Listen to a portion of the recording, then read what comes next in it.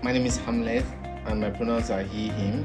My name is Alan Mwasa. My name is Jerry Gatogo. Paul Mangor, Lambda. My name is Mapezu Bunene. I come from Kenya. I work with Leha Kenya, and my pronouns are she, her, hers. And my organization is working for well-being based in Cameroon. I am from Uganda. I use they, them pronouns, and I work with Sexual Minorities Uganda as the Director for Strategic Initiatives. Preferred pronouns she, her, and hers. From Eswatini. I work for an organization called Eswatini Sexual and Gender Minorities. In Swaziland, we have two strong roots, which is either religious or cultural. So if you are not born from a cultural family, you are born from a religious family. And those two structures have a strong influence for anti-gender initiatives through homophobia, stigma and discrimination.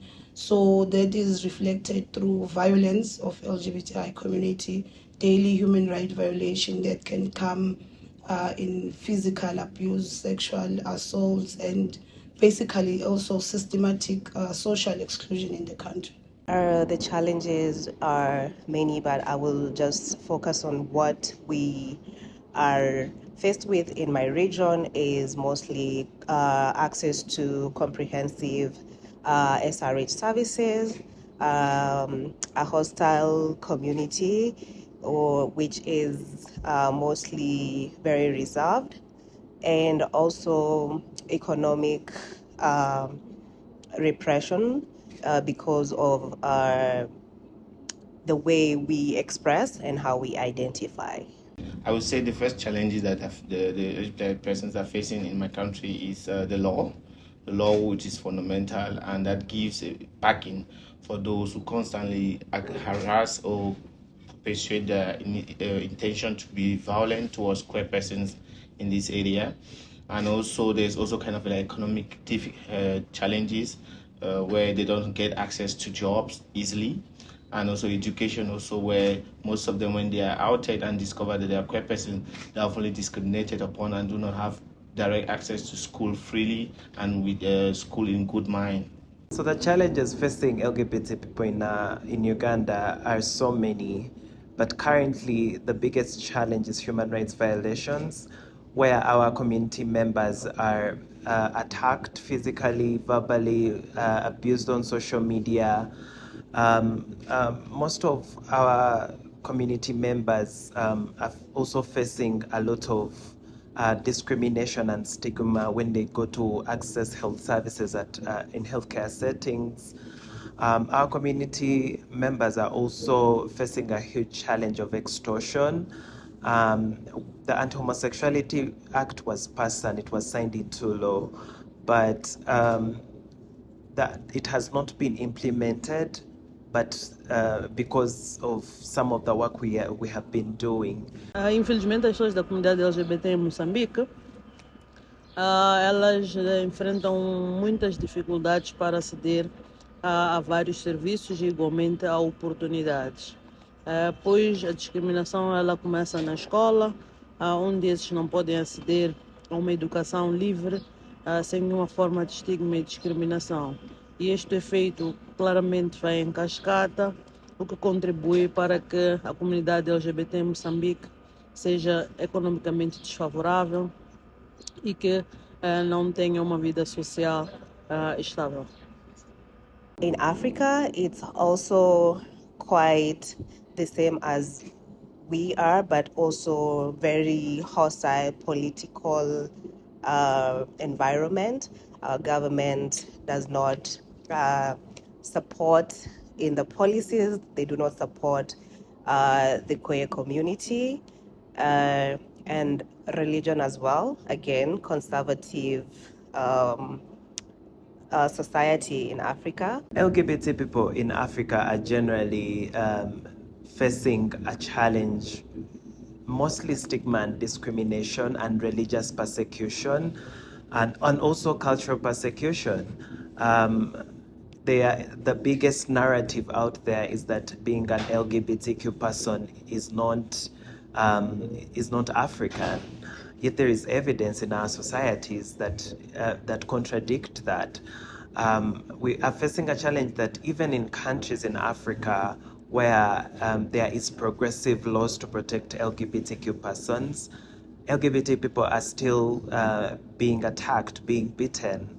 LGBT people are being used in Africa for politicians to win elections. Our lives have become a business deal on tables of politics. More broadly, the challenges that face African persons are sometimes continuous human rights violations, where their rights are not being acknowledged, they are not being accepted, and also we find it difficult that some countries continue to put in place laws that are very, very harsh, and that continue to make them to flee, and fleeing from one place to that and having difficulty to settle even when they go to other African countries. I see this to be a strong challenge, and also the fact that they are not able to actually fully integrate into the political atmosphere and also integrate into the economic atmosphere within Africa to also build their own growth as a community and as a people. As pessoas da comunidade LGBT em Moçambique e África, creio que enfrentam dificuldades extremamente similares, desde o acesso a serviços, a acesso a oportunidades de educação e de emprego. Mas destaco aqui duas principais dificuldades, que é principalmente a homofobia, a transfobia e a bifobia, que infelizmente não permite que as pessoas da comunidade LGBT elas sejam elas mesmas. A segunda dificuldade que partilhamos aqui é o alto nível de pobreza e exclusão social. My main highlight from the convening is the consensus that the African region needs to come together to bring our voices together. We'll be stronger, find a way to do a collective advocacy and commit to doing this. And I feel like everybody agrees that that is a priority for African region, for us to be able to move our agenda forward.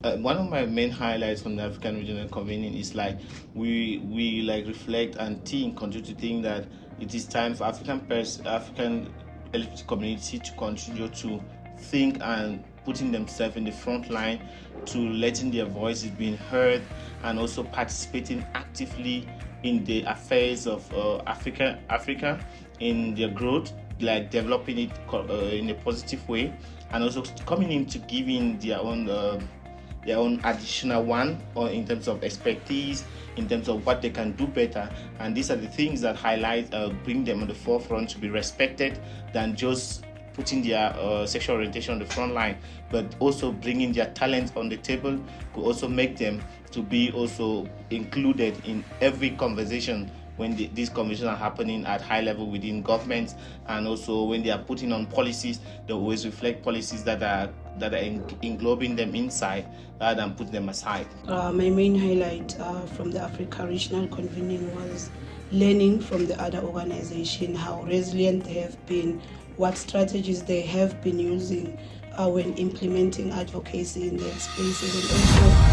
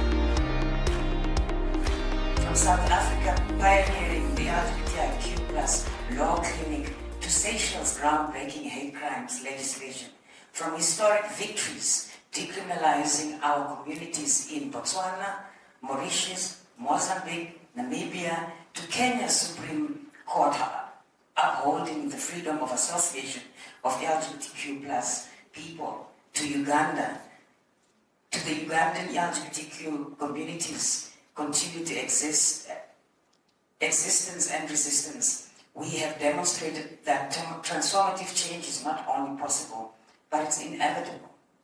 Our movement is strong, steadfast, and growing, deeply rooted in experiences, embracing the richness of our diversity, and forging unbreakable bonds of solidarity across the borders. Together, we are shaping a future defined by equality and human rights for all. The Commonwealth Equality Network Africa demonstrates that even in the most difficult environments, our communities can organize, advocate, and make significant progress. Now we must harness our collective strength to speed up the pace of change. Despite the resilience and vibrant diversity of our communities, we continue to face systemic barriers, legal restrictions, social stigma, political marginalization, and shrinking resources that threaten our collective progress. The upcoming CHOGM offers a vital opportunity for African governments, international partners to reaffirm their commitment to safeguarding the rights, the well-being, and the freedoms of LGBTI persons. What can they take from South Africa and try and implement so that the lived realities of the people in their country can become better? What is it that they can take from your organization without us in South Africa sounding verbose, the traditional word of we are bragging? Our realities are very different, but there are a lot of lessons that we can learn as peers within this community. What would you say? Thank you, Pap. Honestly, I think it's not South Africa's achievements that other human rights organizations can take away from the South African Human Rights Commission. I think they must also look to our challenges, our mistakes.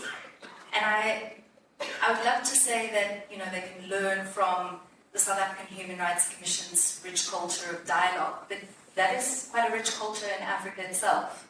And I think that's something that we take from being on the African continent. But the South African Human Rights Commission does have a very rich culture of dialogue. We do strategic litigation, and South Africans are really good at that, especially in the civil society space. It's one of the strongest forms of advocacy that we have, and it's something that the South African Human Rights Commission is looking to utilize a lot more. But that's also recognized that not all of the different countries' judicial systems are structured in the way ours is. So, looking to a different intervention, the South African Human Rights Commission uses a lot of investigative inquiries and also deep dialogue where we host events around. We don't want to be the ones who speak to a person or a community's issues. We want to hear it from the persons, from the communities. Is your struggle complete because there's something in the Constitution that says there shouldn't be discrimination on that ground? No, never. Never in the history of the world has that happened. But it gives you the possibility of taking your struggle to a higher level. By legalizing marriage, by creating a range of institutions, including the Gender Equality Commission, the Human Rights Commission, having the National Task Team, those again are avenues to take your struggle further. I take the point about holding the state accountable, but I think it's a point that also needs to be nuanced, because it presupposes a very static and monolithic view of what the state is. The state is some homogeneous entity out there. Civil society is something else. We hold the state accountable. The fact of the matter is that any state anywhere in the world is the product also of struggle. at any given state. It reflects the balance of forces and power within your society. So you can't stand back. You must actively engage with the state. Collaborate, cooperate where necessary, but at the same time, wage that struggle to hold accountable. That's how struggle is waged.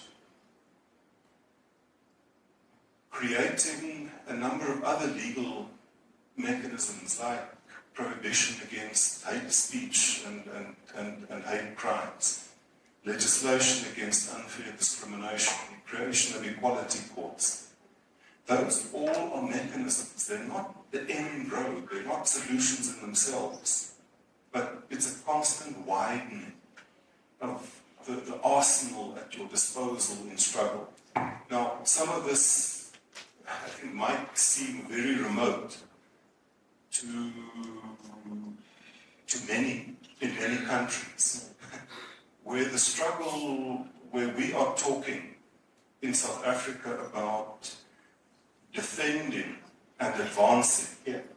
There are many countries for whom the struggle is a struggle to stay alive.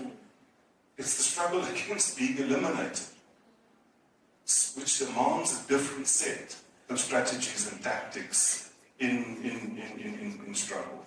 So the laws that have been passed that we fought for, and it's queer people who fought for these laws. These laws don't just bring themselves. It's lives that we've lost. It's our bodies that have been in the forefront that became the crime scene.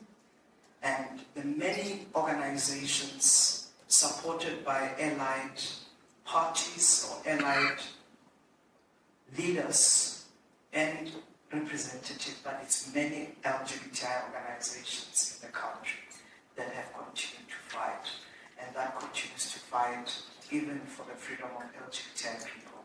And I think, Anthony, you've asked a question about what does it mean to strengthen relations?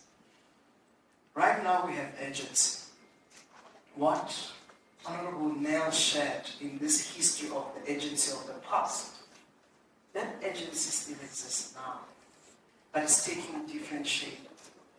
And I think it's quite important for us to acknowledge the different shape it's taking. We know of the anti-backlash is not a new phenomenon. Yes. The anti-democracy is not a new phenomenon. That's why when you look at the history, many of us who are here, what is common about the Commonwealth? We were colonized. That's what's common. And we're colonized because of the color of our skin. We're colonized because we are women. We're oppressed because we are women. We're oppressed because we are LGBTI people. And those sides of struggle exist. That backlash we are seeing still wears the same jacket. But it's much more organized now. They've managed to decide to put monies behind the backlash. Much more money. So the same way that you see the anti-democratic rising, and even when you see how patriarchy is able to throw missiles around and tariffs around, we mustn't lose sight, because the world is taking a different agenda. And what does it look like now, and why is it important? Why countries like our own African countries, why movements and organizations and political parties that are principled and that you understand their own principles are important, like the African National Congress, is because it's rooted in that democratic revolution and the radicalness of securing the liberation of all.